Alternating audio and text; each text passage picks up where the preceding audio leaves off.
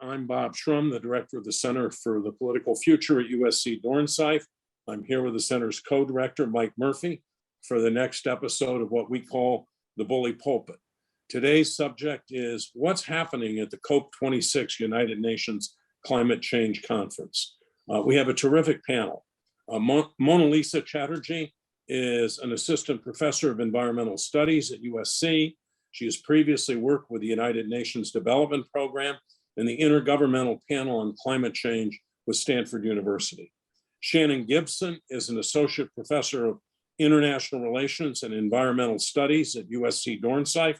Shannon and a team of USC Dornsife undergrads will be second week of COP26 virtually from the USC Wrigley Institute on Catalina Island.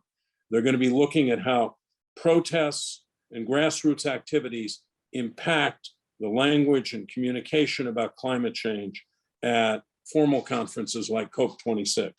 Robert O'Brien is an incoming Fulbright research at the USC Center for Public Diplomacy, international organization, and the political economy of climate change, among many other things. So let me start off with this question.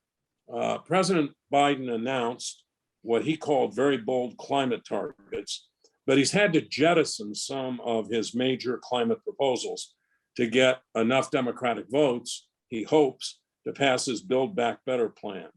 Did this hurt his credibility and America's capacity to lead at COP26 in Glasgow? And anyone can take this up, start with it. Okay, why don't I start? Oh, sorry, go ahead. No, Robert, go ahead. You volunteered. Yeah, okay. Well, from looking at it from an outside perspective, I think it really does hurt the United States' ability to lead. I think for outsiders looking at the American political system right now, it appears highly dysfunctional. It appears to be a system that makes it difficult to get anything done. It's difficult to get a plan through the US Congress. Fossil fuel industry seems extremely powerful in the US Congress. And if the COVID epidemic is anything to go by, there's large sections of the US population that seem misinformed about basic health and scientific facts. So one of the things I think that's different about climate change from other international treaties is it really depends on domestic politics and domestic implementation.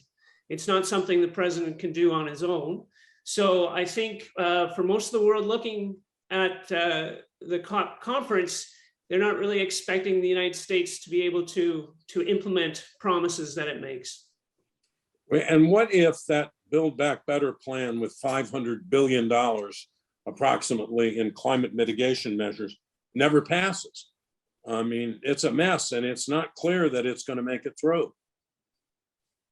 I'll jump in and say just from sort of the international level, I think looking at civil society's perspective on this and others, other delegations from the 194 countries that are there at COP26 right now, it might not be that surprising.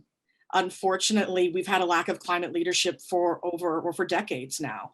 So going back even to COP15 in Copenhagen in 2009, where there was a lot of external hope that President Obama and his delegation would kind of bring through a sort of saving treaty to be the successor to the Kyoto Protocol, that too was a failure. And so I think, for some people, unfortunately, it's not as surprising as it may be to some of us here within the United States. Let me ask a more general question. Why is COP26 so important? What's at stake for the global community? And do you tend to agree with John Kerry that we're reaching the point where it's going to be the last chance to prevent catastrophic climate change? Yeah, I can start with my thoughts on that. Every time we have these meetings, we are always sort of saying that this is the last chance. In reality, the last chance has been several years, probably a few decades ago. But yeah, whenever we start making some changes and sort of, start addressing this issue, it's better than doing nothing. So that's one thing. And saying that it's the last chance if nothing substantial comes out of this, we'll still keep pursuing. And I think what we are understanding from this whole process is that it's not something that we'll be able to deal with at a point like this and then make peace with it, that, okay, we've set the balls rolling for undoing this or mitigating climate change. And over the next 10, 20 years, it will fall in its place and we will be able to resolve it. Looks like what we are realizing now is that this is going to be like those exciting, very intense pursuit to reach that outcome till the very end. And I think sort of framing it this way, that this is the last chance, gives us this hope that we'll be able to solve it in one moment, which I don't think we are able to, or we will be able to. I think it's one of those sort of, challenges as a whole global community that we'll have to keep up with till the last minute, making sure we are doing every little bit to actually achieve what we are trying to achieve. So, so that's what my thinking is, that it's not something like when it came to, like, for example, ozone depletion, we were able to come together and take some decisions, but it's not going to be like that in climate change. It's going to be something that we are going to be struggling and sort of, trying to keep up with the physical process or physical changes that are happening and sort of keep working on it. And so I think it's last chance for every detail that we are trying to get to from now to the time that we have left before some real sort of, irrevocable sort of threshold tipping point we cross. Yeah, just picking up on that, I agree. It's always the last chance.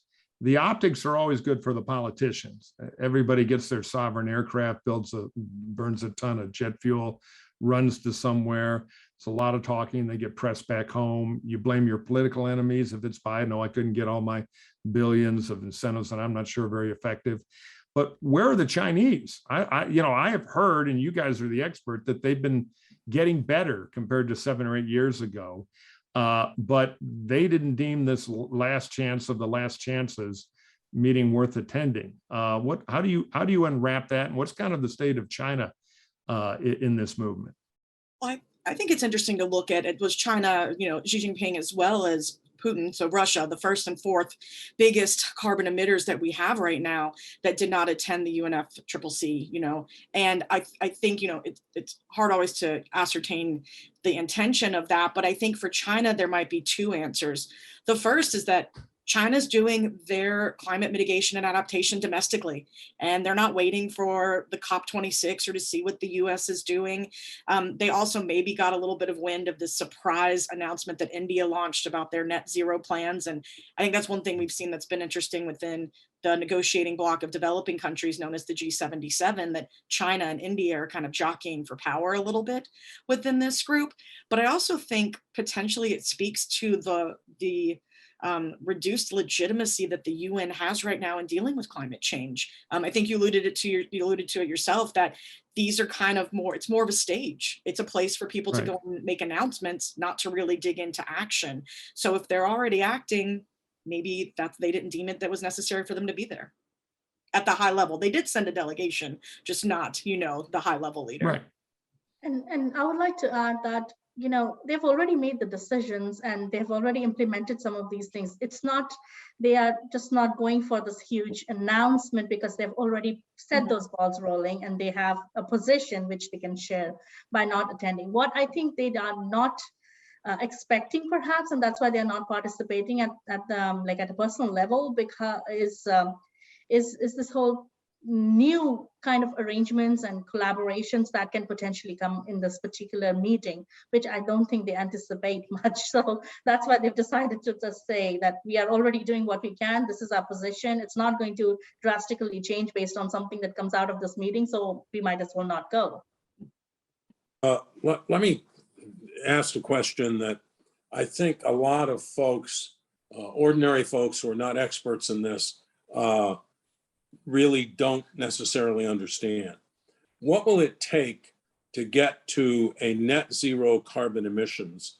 And what does net zero even mean for the layperson? I mean, what's going to happen if we don't get there? Robert, you want to start? Well, I mean, I think for the layperson, net zero means being able to live our lives in a way that doesn't generate greenhouse gas emissions. I mean, it's a phenomenally ambitious target, because what we're talking about is doing something that human civilization really hasn't done before, which is to move to a brand new or a different energy source. And it involves changes in every facet of life, how we get around, how we heat our houses, how we generate electricity, how we feed ourselves. Practically anything you can think about, we have to rethink how we do those activities so that they don't generate greenhouse gases. And what if we don't get there? What if we don't get to net zero? I'll add in a little bit more with regards to net zero, because this is a huge issue, especially for civil society and climate justice groups that are in COP26 now and around the world. So there's the idea that, yes, potentially we could get to a point where we've so invested in green technology, completely greened and completely transformed our economies to be low emitting and things like that. But the fact is that net zero, when you look at the devils in the details, is not entirely that. Net zero is highly dependent on the idea of offsets and carbon markets. And so that's one of the big points that's being negotiated at this particular COP, are all the details relating to carbon markets, which are part of what's called Article 6 in the treaty at the moment. And so you could be net zero by emitting no greenhouse gas emissions. You could also be net zero by emitting thousands and thousands of tons of carbon emissions, but then purchasing offsets in developing countries, or by, I mean, they're discussing forestry offsets, whale offsets, elephant offsets, all these natural-based or nature-based solutions. So net zero on the face sounds wonderful and rosy, but a lot of the details that are being parsed out right now raise a lot of questions about, even if we get to what's so-called net zero, is it going to be effective and is it going to be long-lasting? Yeah. And Go ahead. I'd like to add to that. I mean, I think in my own perspective, I think it's the framing is not very useful. Saying net zero really overwhelms anybody who's dealing with net zero. How do you live in a world without emitting any greenhouse gas?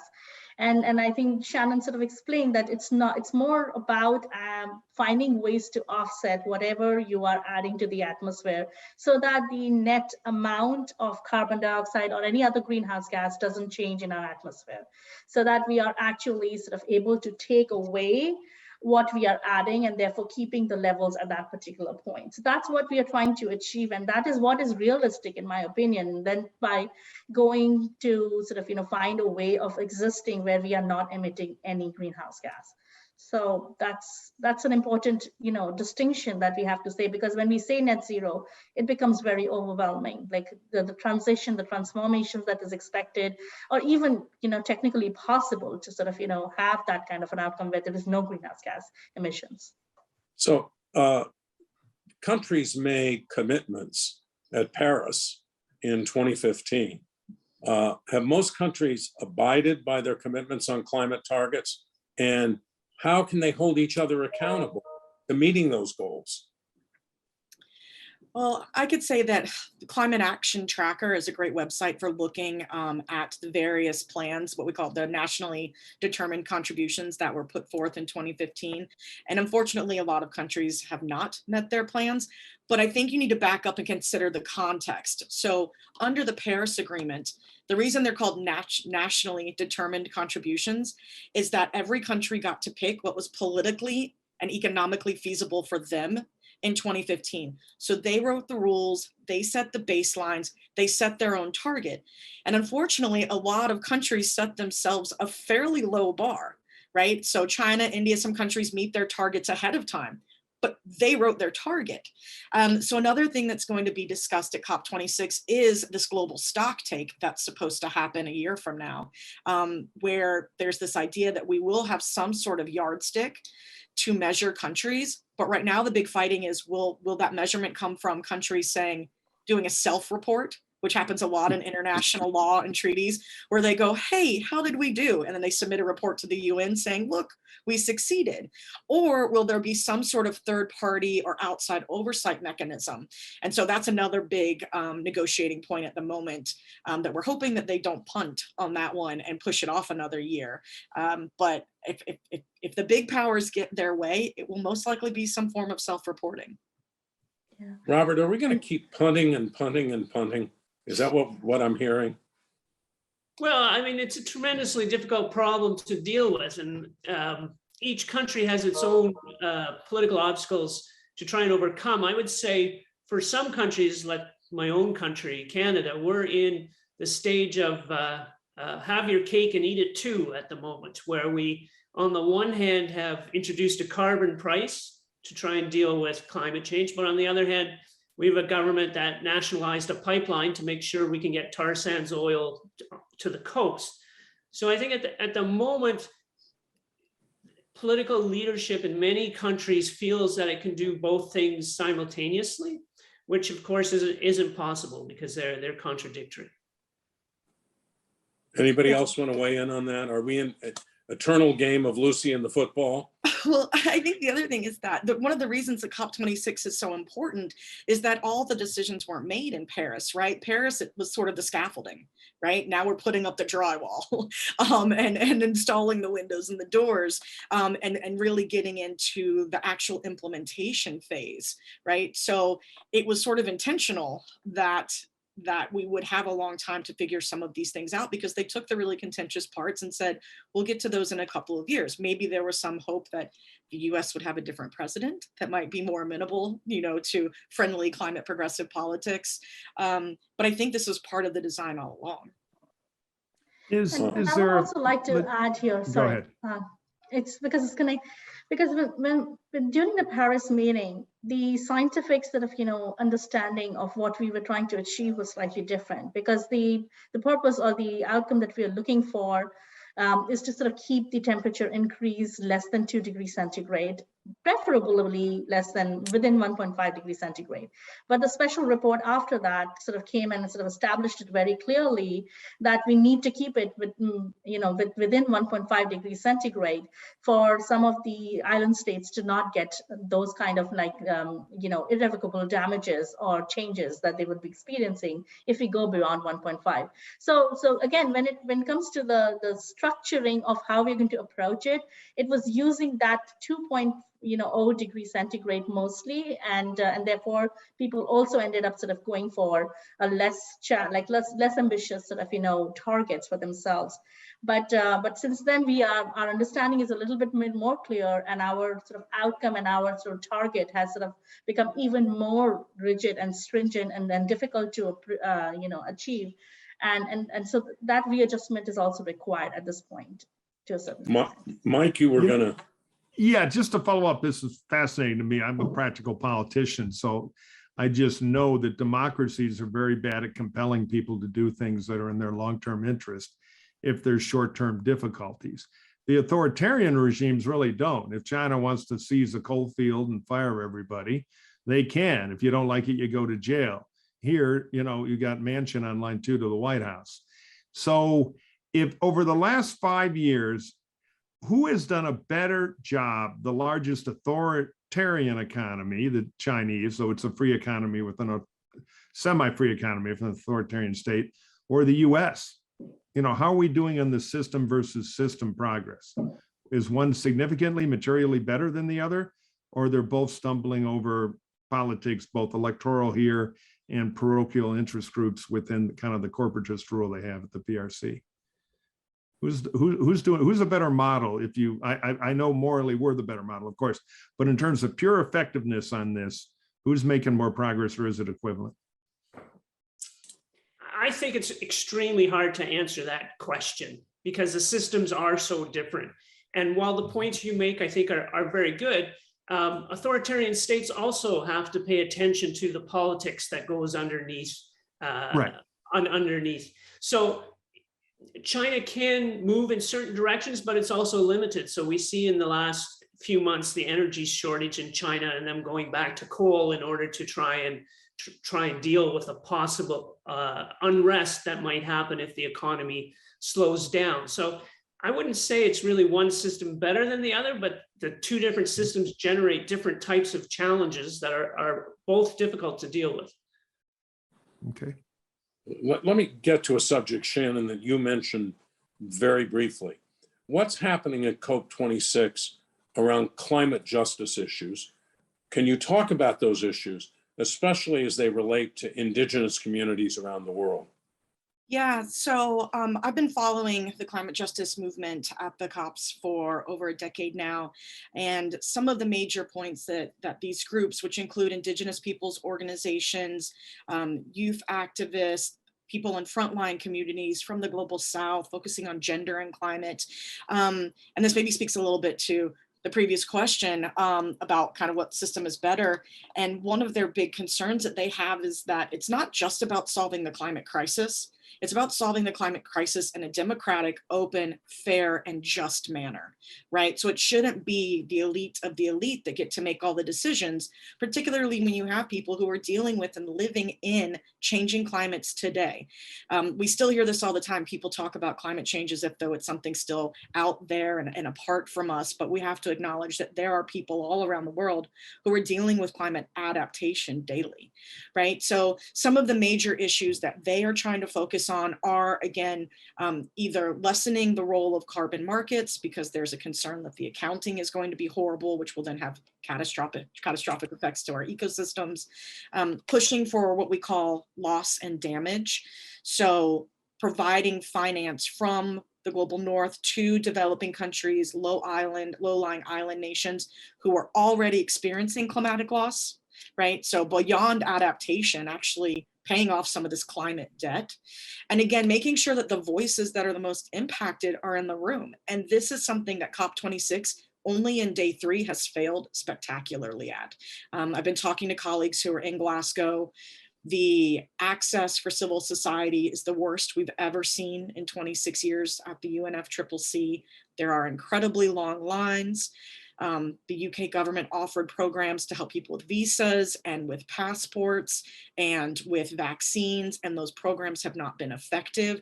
So we have a lot of people in Africa, in Southeast Asia, in South America who've attended COPs for, the majority of their careers who are not there right now. So there's a lot of issues that are coming up from these justice perspectives. What do we mean by climate justice? Well, I think you can think of kind of these 3 elements to justice. The first is that there has been a historical recognition that certain groups who have been traditionally already marginalized for social, economic, political reasons tend to suffer the first and worst from climate change and other environmental degradation. The second part of a justice perspective is acknowledging that these same groups, again, women, children, the elderly, indigenous populations, the poor, don't have access to environmental benefits, right? They don't have access to green spaces, to clean drinking water, to clean air where they live, work, go to school. And then the third aspect is acknowledging that these are the same groups that are less likely to be voted into office or to have the ability or the privilege of being able to be accredited to the UN to attend these talks. So, you can look at, again, the harms, the benefits, and the lack of access. Yeah, I would like to add another dimension to that. And this sort of feeds into why developing countries to some extent are not as eager to participate unless they see some sort of action from the developed countries, is that they are then being held responsible for making the changes. And that is also climate and sort of, environmental injustice, because they have been historically dealing with the consequences with higher levels of exposure, higher levels of vulnerability, but now higher levels of responsibility where they have to give up on something that they have been trying to pursue and achieve. And so the responsibility is also unevenly distributed. Some countries and some frameworks would argue, in addition to all the things that Shannon mentioned.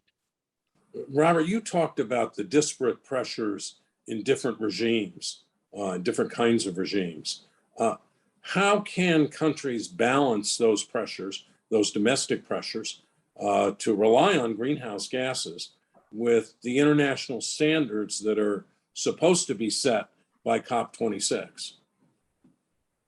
Well, I think part of what some people are trying to do is not just talk about the costs of the transition, but talk about the opportunities, right? Whether the opportunities are with regards to employment or sometimes what's called co-benefits, right? That you take action on climate change, but it has a spillover in other aspects of people's lives. So just to give a local example here in Ontario, when we got rid of coal-fired power plants, that did a lot for reducing our emissions, but it also did a lot for improving the air quality of people in our major cities, extending people's lives, helping people who have respiratory problems.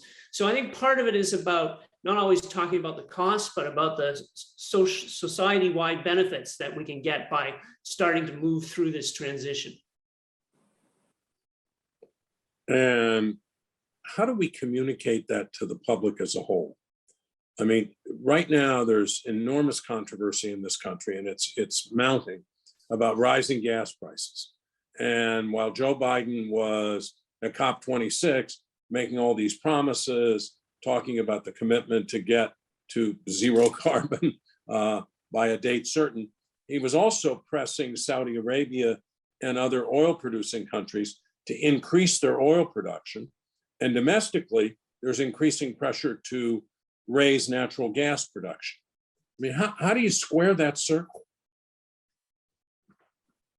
I think one thing that we've acknowledged a lot of people is that early on in sort of the climate mobilizations, you know, in the 90s, a lot of it was about the science. And while most of us, the science is incredibly important to understand, when communicating to the public, that maybe hasn't been the most compelling. And so what a lot of groups now are really trying to work on is how to tell a climate story and meet people where they are, right? So if you are a fiscal conservative, that maybe that story isn't about, you know, the science or the moral obligation, but it's talking about peak oil and the fact that we will run out of some of these resources, and that's going to make us less competitive with countries that, you know, we are competing with in the global market. So I think that some of us have really tried to focus on acknowledging that different sectors of society have different self-interests, and maybe we need to make that story fit what their self-interests are. Yeah, and another issue, I'm sorry. Go ahead, but one after the other. Another issue is paying very close attention to the costs and who's bearing the costs and how those costs can be distributed. So, for example, in the carbon tax that we have, most of that is rebated back to consumers, right, and especially to low-income groups, so that the people who are worried about gas prices are often worried about gas prices because they're in a financially precarious position. So part of making this transition has to be some kind of redistribution to compensate those people so that they're not the ones who are primarily bearing the cost. Mona Lisa? Yes, I want to add to both what Shannon and Robert just said. The trouble with environmental justice and lack of participation from people who are basically dealing with the short end of the stick in terms of additional burdens, lack of benefits, is that they have not felt historically the benefits that the society has experienced. So I think that the way we have to address this problem is by making sure that their benefits are felt by the communities that are historically being negatively affected from any kind of decision we make about that involves environment and environmental impacts. And that is something that we should be focusing on quite excessively, because that's where we will find these groups sort of participating. And the same thing as Shannon is saying, that if it is not about whatever it is that encourages them or interests them because it is in their self-interest, that is what we can sort of use instead of having this one umbrella of climate change and mitigating climate change. Let's have multiple layers umbrella and use the layer which is going to be useful for them and will speak to them because it's going to have a direct impact on their current situation, rather than giving them this broad climate change umbrella which doesn't sort of connect with their life at that moment, because they're dealing with other kind of stresses which are coming from the system which is uneven and unjust. I'm going to ask Mike a question. For the first time ever, a Republican delegation went to Glasgow to attend COP26. Is this a sign that perhaps the Republican Party is evolving on the issue of climate change? Oh, I think there's no doubt. The next generation of Republican politics are much more climate change friendly.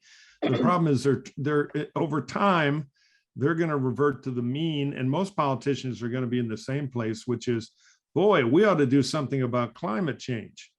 I'm going to go to a summit. I'm going to have a 9-point plan. I'm going to spend billions of dollars on paying people to buy electric cars, which they still don't do.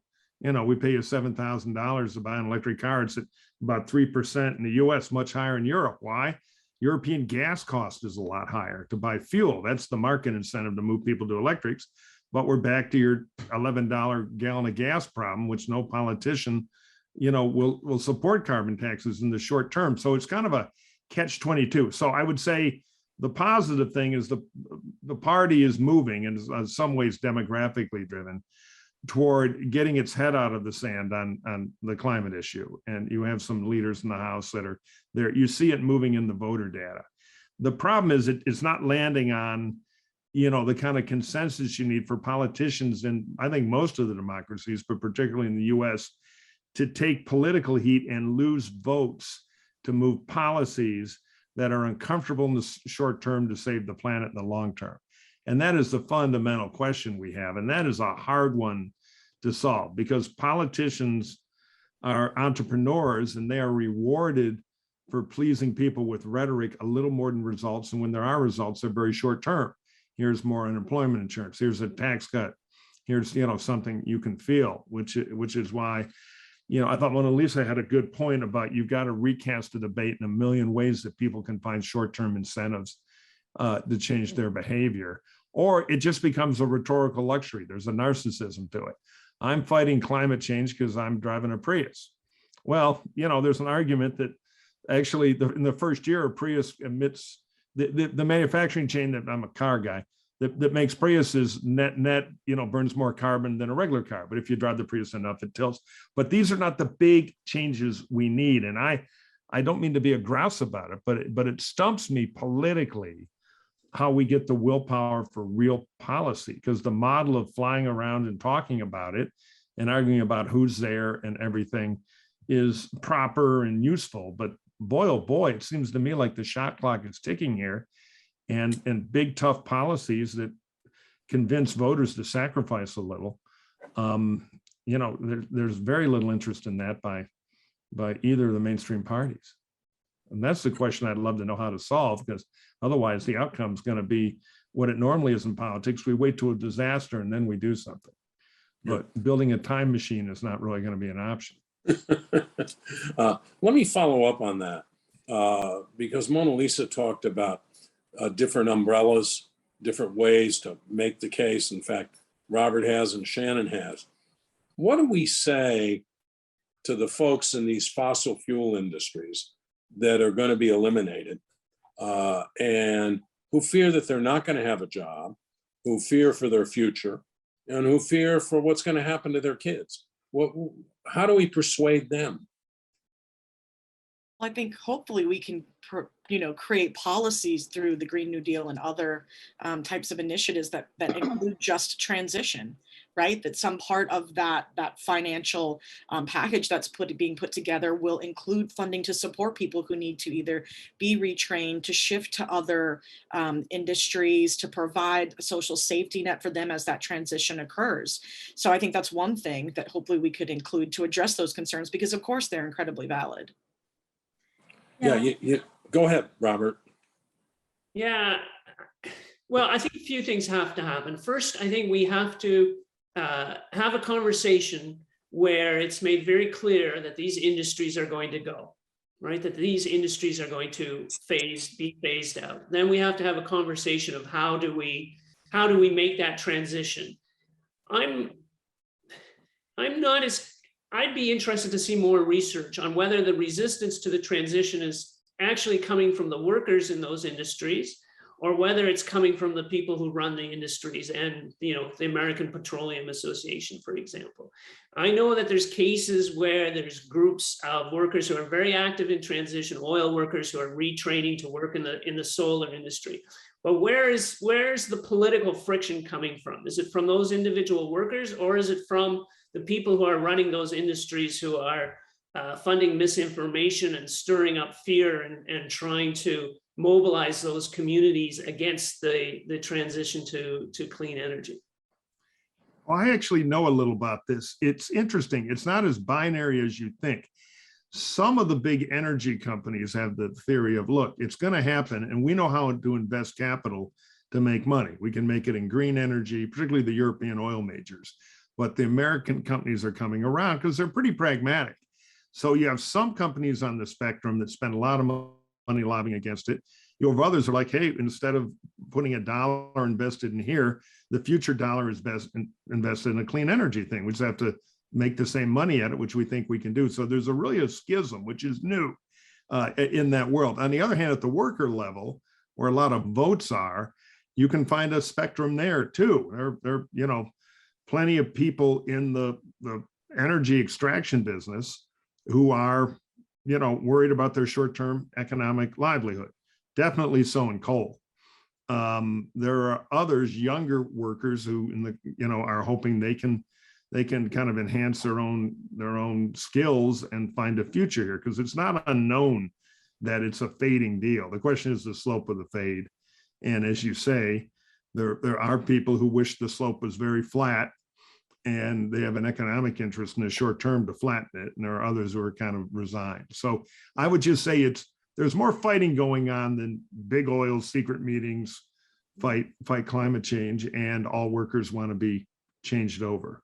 You know, it's hard to do worker retraining. We've learned a lot about that in manufacturing. Once you get over 40, I've been involved in the company trying to convince employees to, like, you're not going to be working the machine tool. You got to learn to code. It is logarithmically more difficult. And it's human nature to get people to accept the idea of retraining as they get older. And a lot of these are older populated industries. Right. And there was a provision that was discussed about taking coal miners who were, say, 50 and over, and just providing them with a subsidy to live on, instead of trying to retrain them to do something else. And Senator Manchin said, that's welfare. I absolutely oppose it. I won't let it go through. So I think this is very, very complicated in terms of getting the transition done from fossil fuels. Now, the leaders have left Glasgow. The Pope has spoken by videotape. What's going to happen at the rest of this conference? Shannon, you're going to be watching it. Yes, if the COP26 platform allows us to participate, because we've heard there are quite a few problems with the hybrid access as well, but hopefully by week 2 they'll get it worked out. Again, they just need to get our good USC people who help put these events together, and it'll work just fine. Yeah, but like I said, there's a lot being worked out. I mean, a huge part of this is the carbon market piece, right? So writing the rules so that there aren't so many loopholes that countries kind of make this. I mean, a lot of the issues with carbon markets is that they can be a distraction. So it's making sure that the rules are set in a way that these offsets actually equate to something real in the physical, natural world. And unfortunately, a lot of these proposals, like offsets in forestry, for example, what you're doing in essence is creating a financial mechanism, a derivative to be traded, right? A carbon credit that will exist in perpetuity, that's based off of carbon that will stay in a tree only as long as that tree lives, right? So there's a lot of issues. There's issues about double counting, additionality, the algorithms we use. So carbon markets, I think, are a huge bulk of some of this. Also, again, writing the rules for the stock take that will happen either next year or the following year. Another huge piece is finance, right? Back in 2009, Hillary Clinton went to Copenhagen at COP15 and promised developing countries that they were going to provide, under the Obama administration, $10 billion in fast track funding, and committed to provide $100 billion annually up to 2020. It's 2021, and about 1/5 of that has been provided, right? And a lot of that funding isn't new or additional. It's monies that have been, moved from public health initiatives to climate, right? So you take funding from a female literacy program and shift it over to climate change. Also, a lot of the funding has come in the form of loans, some of those conditional loans, because now the IMF and the World Bank and other development banks are getting involved in climate finance. So even though the commitments have been made, right, you can go on the UN website and see the NDCs, and you can see the analysis and how it takes us to a 2.7 degree world, and it's not enough, or it doesn't match up with Paris. But there's a lot of these more detailed elements about implementation that will be discussed the rest of this and next week. Mike, you have another question?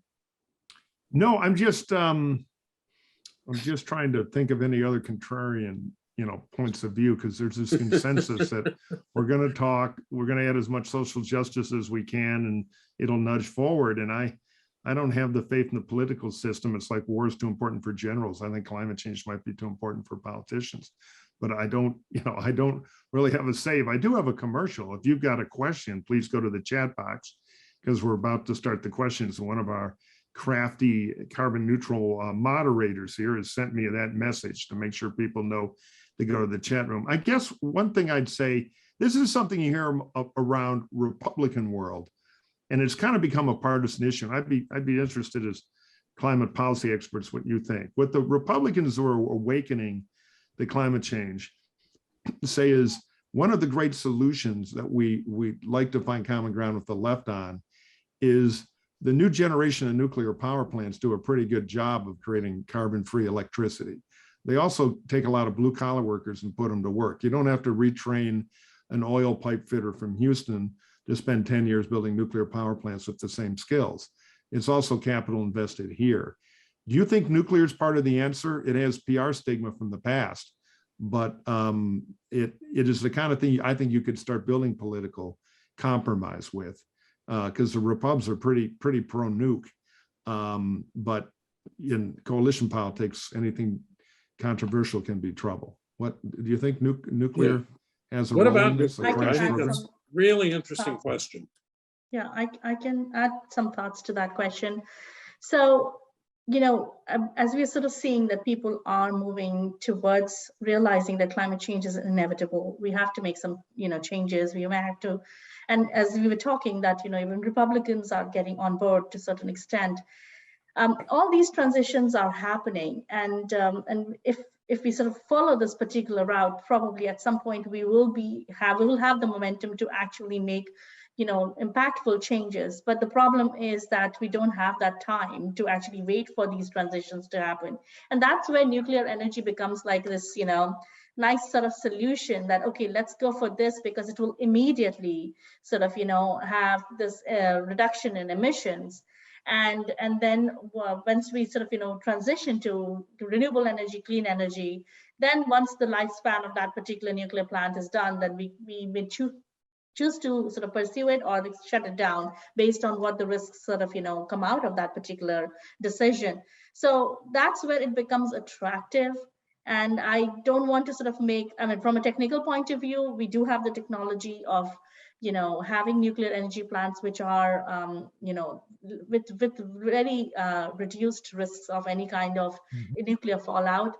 But yes, it's a touchy issue. Risk perception associated with nuclear energy is very, very dividing and very, very serious. Like people have very serious response to nuclear energy and risks associated with that. So yeah. Robert or Shannon, what do you think about nuclear energy as a solution here? I'm certainly no energy specialist, but just in terms of thinking about, the palatability of this, particularly in the US context, because we talked about the difference between, authoritarian versus democratic regimes. And I immediately think of all the not in my backyard campaigns that will arise the moment that we start to try and place or build nuclear power plants. Also someone who teaches public health and teaches on natural disasters. There's obviously a huge public health concern as we're seeing, increasing amounts and severity of storms along our coast, and the kind of thinking about where these plants will be located, sited, and built, and also as well as the equity aspects of not putting them all in communities that are lower socioeconomic development from that justice perspective. So I think, as Mona Lisa mentions, that it could be something here that would be perhaps get some traction in the immediate term, but I feel like there will still be large portions of society in the US that are going to want to see a transition away from that, if they even support it for the short term. Okay, well, Mike, let's go to questions. And why don't you take the first couple? Just one and then- second. Robert, did you have something on Yeah, that? I You know, think- Canada's a pioneer in nuclear power, so I'm Yeah, I curious. was going to say, I mean, I don't see the politics for it at the moment. I don't see the public appetite for it. And I see, you know, quite a bit of potential resistance. But as the climate crisis gets worse and worse and the costs mount, I see a more serious consideration of nuclear. And then also, this may be outside our discussion, but also numerous groups will start to be proposing various geoengineering projects. As we get, as we bear more and more of the cost, I think people will be more desperate to look at alternative solutions. And then that raises really, really difficult questions. You know, one of the tech solutions, then we go to questions that is under-recognized, is when we eventually, it'll be slower, get to self-driving cars.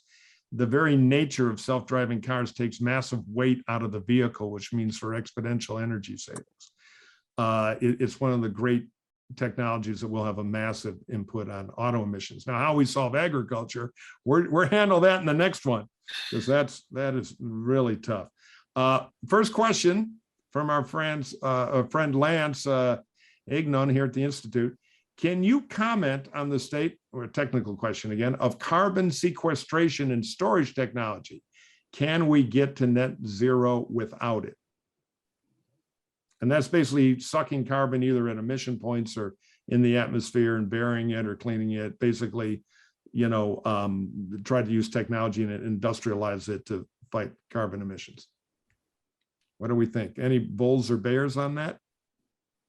I think currently we are not considering it as much as it possibly could become important in the future, because right now our focus is more on carbon sinks, natural carbon sinks in terms of the ocean, the Amazon and the forested area, and the ones that, you know, Shannon also mentioned in terms of whales, restoring whale population, elephant population, because they also play a significant role in that.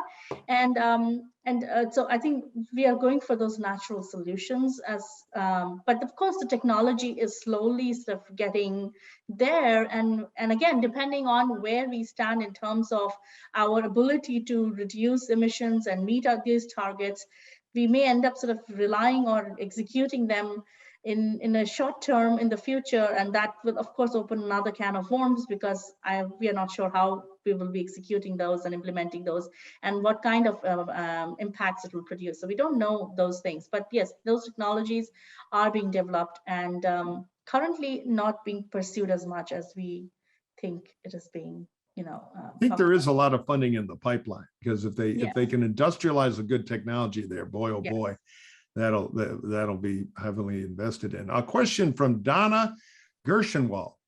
And of course, Erica, you're adding questions too quickly because it's jumping. And here we go. From Donna. What, if anything, gives you hope? I feel you, Donna. This is quite depressing and terrifying.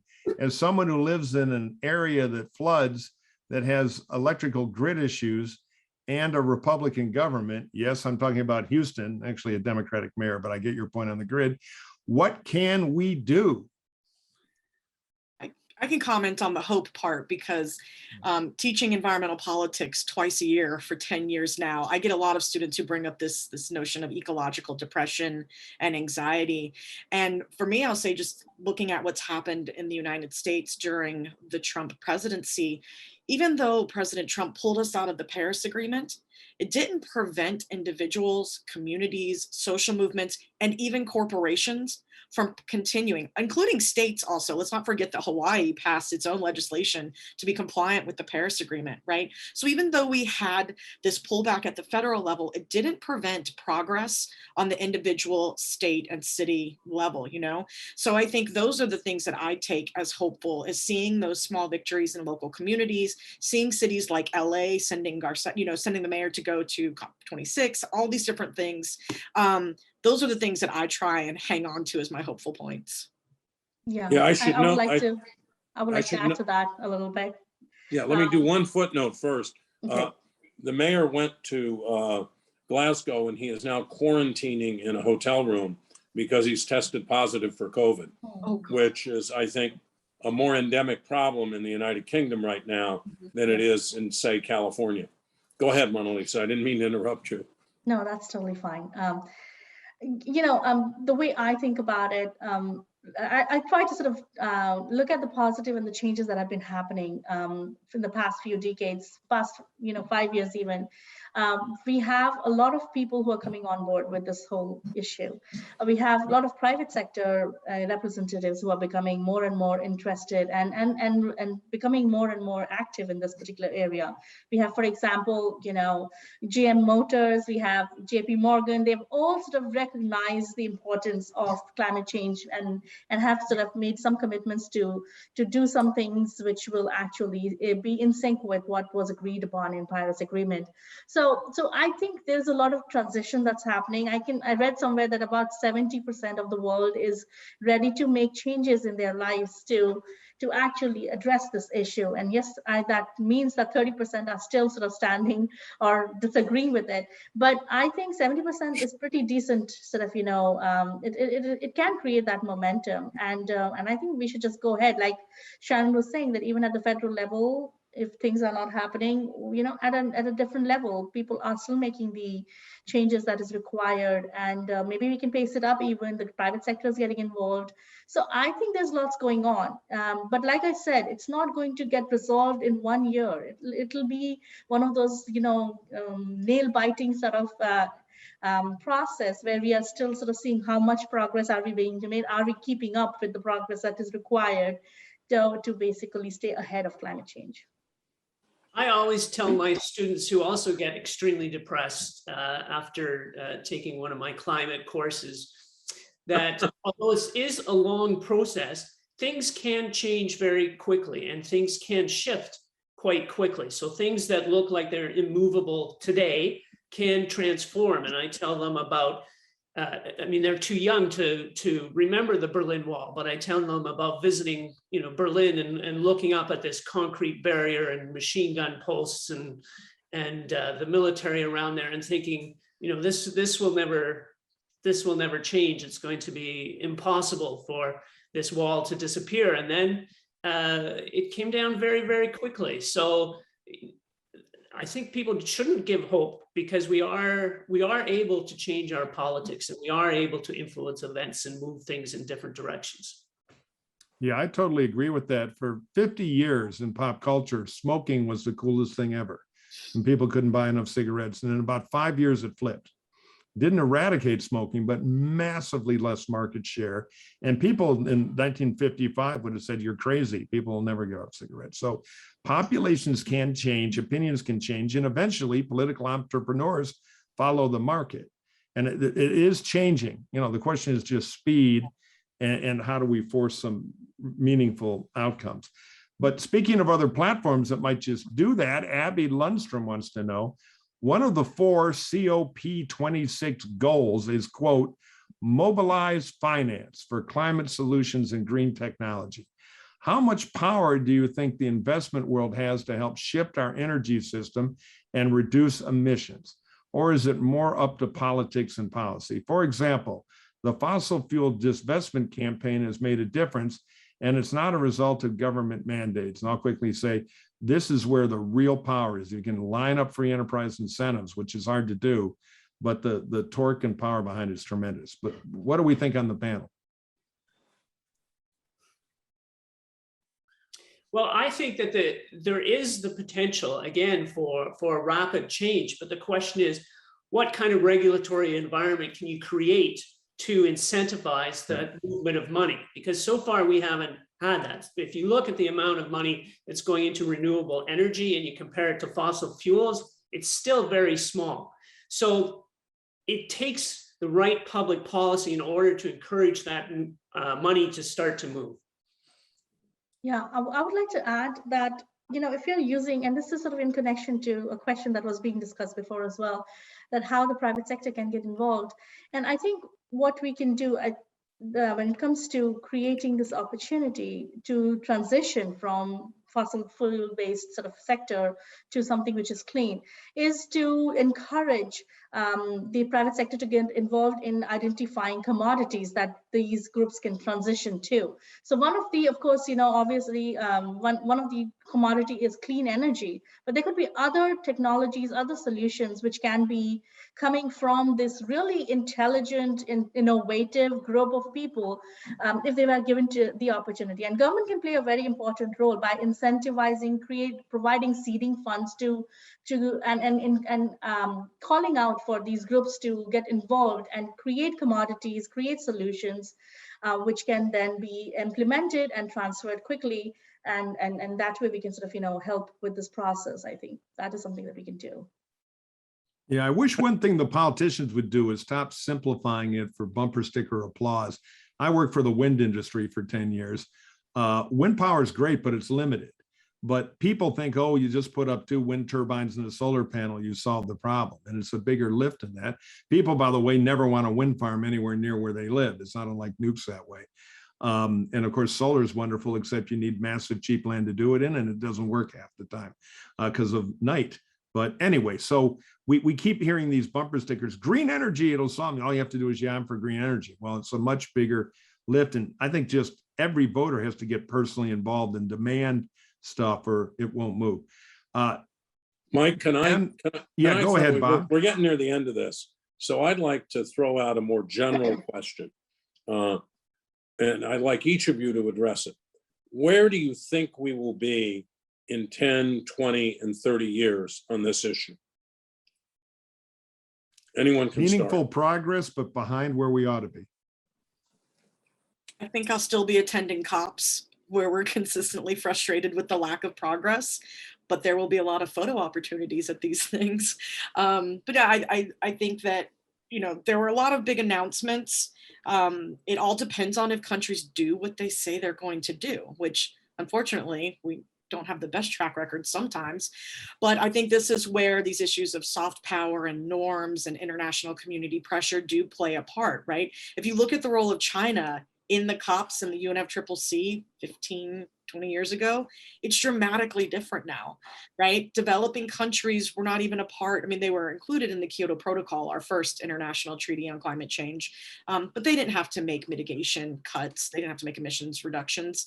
And we look at how drastically that has changed in just a decade, where emerging economies acknowledge that, yes, they have to deal with their own development issues and their own citizenry that needs access to clean water and energy, but they also have an obligation to the international community to deal with and curb the emissions that they are going to be eventually become the largest contributors to.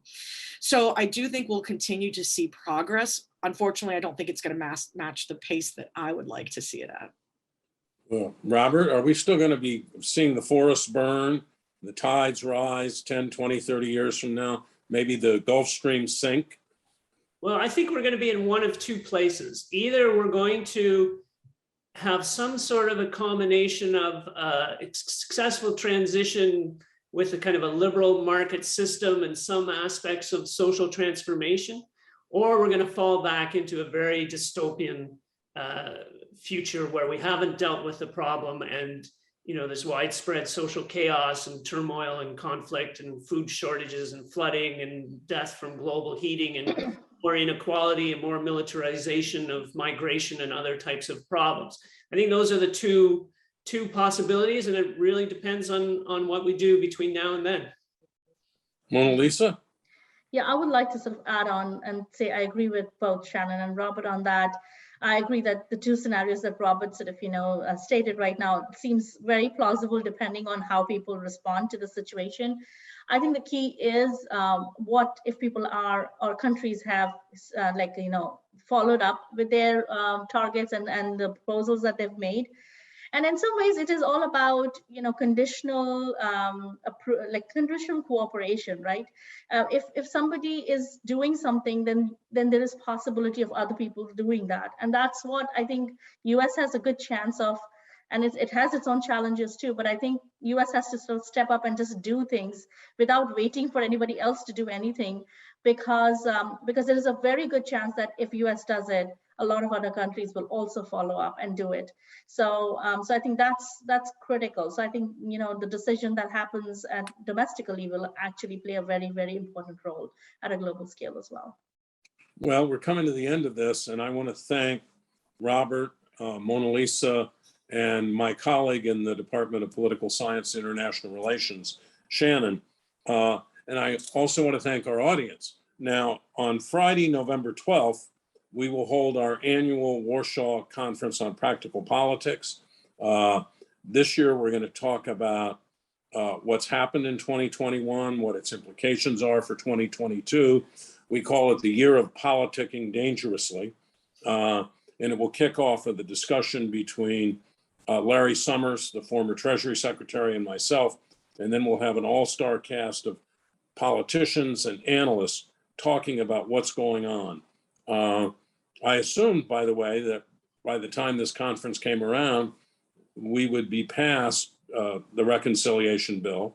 We would be past the infrastructure bill. I'm not sure we will be, but I am sure it will be a very interesting exchange. So go to our website, the Center for the Political Future, the USC Dornsife, and register and join. I think you'll find it a very enlightening discussion. Once again, thanks to our panelists. And actually, you left me a little more hopeful than when I came in. Thank you all very much.